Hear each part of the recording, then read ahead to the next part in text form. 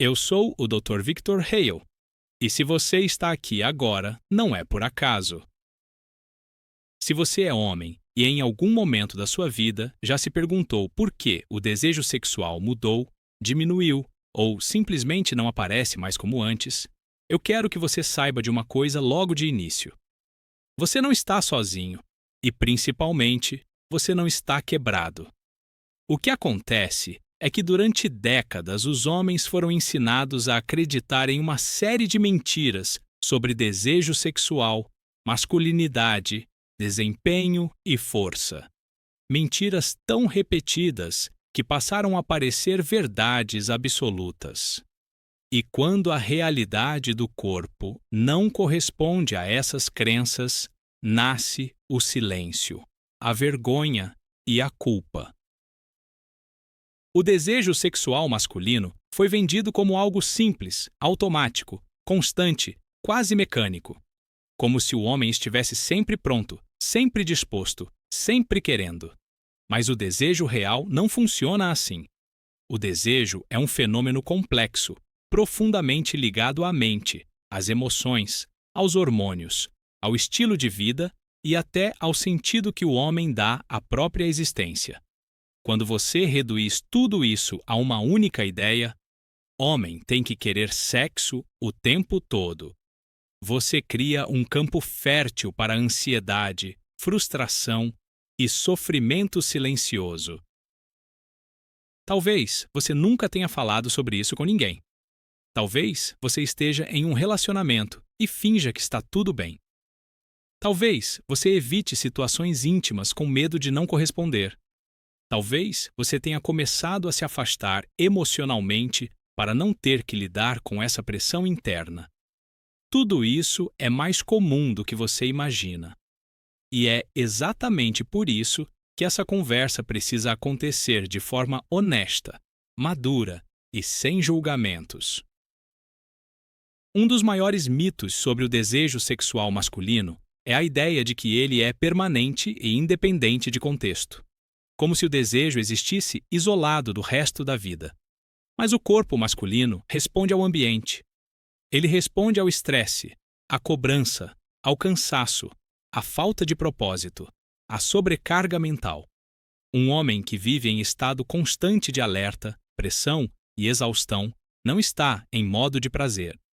Ele está em modo de sobrevivência. E o corpo sabe disso. Quando o cérebro percebe ameaça, cobrança ou perigo, mesmo que seja simbólico, como preocupações financeiras, conflitos emocionais ou medo de fracassar, ele ativa sistemas de defesa. O cortisol sobe, a atenção se volta para problemas. O prazer deixa de ser prioridade. E isso não é falha, é biologia.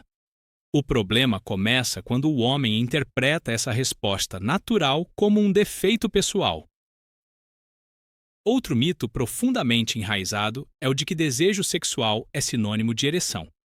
Muitos homens acreditam que se o corpo não responde imediatamente, então o desejo não existe. Mas desejo não começa no pênis. Desejo começa no cérebro. A ereção é uma consequência, não a causa. Quando o homem aprende a observar apenas a resposta física, ele ignora todo o processo mental e emocional que antecede o prazer. Isso gera uma vigilância constante do próprio corpo, que por si só já bloqueia a resposta natural. Existe também a crença de que testosterona explica tudo. Se minha testosterona está normal, então o problema não pode ser físico. Essa é uma meia-verdade perigosa. A testosterona é importante sim, mas ela não atua sozinha. Ela depende de receptores sensíveis, de um ambiente hormonal equilibrado, de níveis adequados de sono, de baixo estresse e de um cérebro que se sinta seguro para experimentar prazer. Muitos homens têm exames normais e sintomas claros de queda de desejo. Isso não significa que estejam imaginando coisas. Significa que o corpo é mais complexo do que um número em um exame.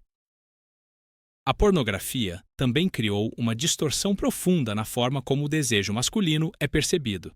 O cérebro masculino aprende rápido. Ele responde a estímulos intensos, novos e constantes. Quando esse tipo de estímulo se torna frequente, o cérebro passa a exigir níveis cada vez maiores de excitação para responder. Isso não significa que o homem não deseje mais a parceira ou o parceiro. Significa que o sistema de recompensa foi condicionado de forma artificial. E quando a vida real não compete com esse estímulo exagerado, o desejo parece sumir. Na verdade, ele foi dessensibilizado.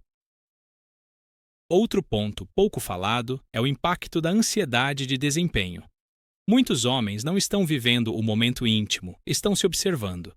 Estão se avaliando, se cobrando, tentando antecipar falhas. Esse estado mental ativa o sistema de alerta, não o de prazer. O corpo não consegue relaxar quando a mente está em julgamento constante. E cada experiência negativa reforça o medo da próxima. Cria-se um ciclo silencioso que se retroalimenta. É importante entender que desejo sexual não é apenas vontade física. Ele é motivação. Ele é curiosidade. Ele é conexão. Ele é presença. Um homem emocionalmente desconectado, exausto mentalmente ou sem sentido na própria vida pode até funcionar mecanicamente, mas não sente desejo real. O desejo não é só querer fazer sexo, é querer estar ali. É querer sentir, é querer se envolver. A idade também foi injustamente colocada como vilã.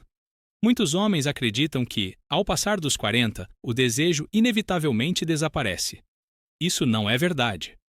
O que acontece é que, com o tempo, hábitos ruins se acumulam. Sono ruim, sedentarismo, estresse crônico, alimentação pobre, relações desgastadas. O corpo responde a esse conjunto, não ao número no calendário. Existem homens de 50 anos com um desejo saudável e homens de 25 completamente desconectados do próprio prazer. Quando falamos de desejo sexual masculino, precisamos falar também de identidade.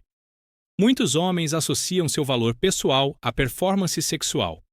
Quando o desejo falha, a autoestima desmorona. Isso cria um medo profundo de intimidade verdadeira. Em vez de conversar, o homem se fecha. Em vez de pedir ajuda, ele se isola.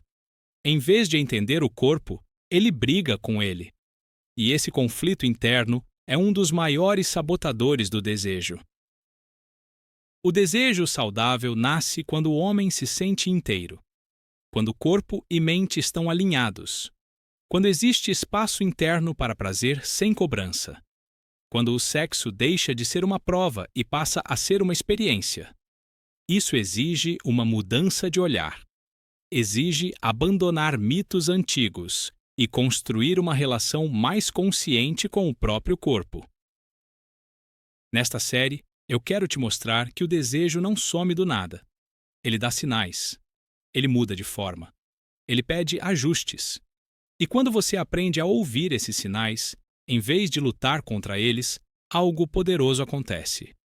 O prazer deixa de ser uma obrigação e volta a ser uma escolha natural do corpo.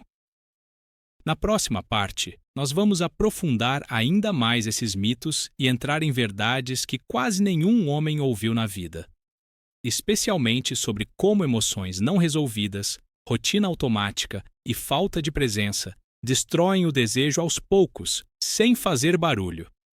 Se você já sentiu que algo mudou, mas não soube explicar o que, continue comigo.